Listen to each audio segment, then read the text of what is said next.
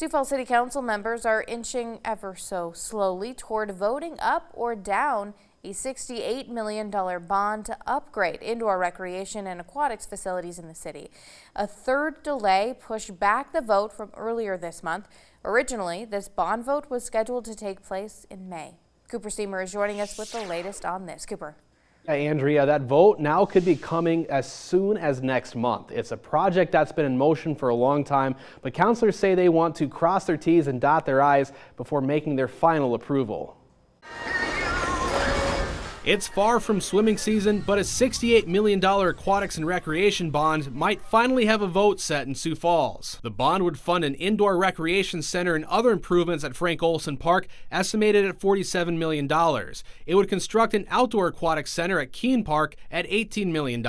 This goes along with the purchase of the Sanford Wellness Center, which councilors had taken out the $9 million that cost to buy as part of the bond. Councilor Miranda Basie says that $68 million includes a 5% contingency on actual costs, so they prevent the projects from going over budget. That was a decrease that the council amended to kind of tighten things up to make sure that we are preserving the project as proposed and that we don't allow, one specific project to kind of cannibalize the other. They're waiting to hear back from the Sioux Falls Parks and Recreation Department about what a programming plan would look like at each location.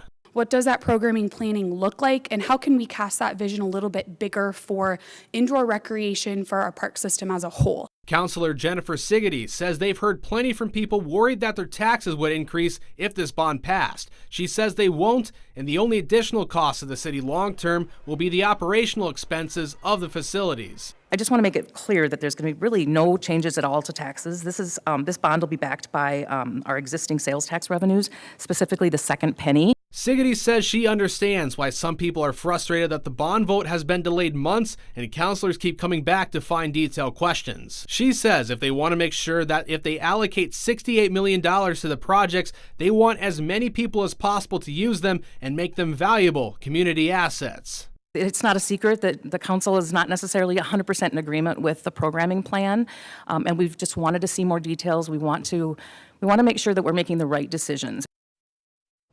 Now, the councilors say that the schedule isn't set in stone, but they'd like to see this wrapped up shortly after the start of next month, and that's assuming that programming plan is passed at tonight's city council meeting, which you can see going on right now. The first reading for the bond would likely be January 7th, with a second reading on January 14th.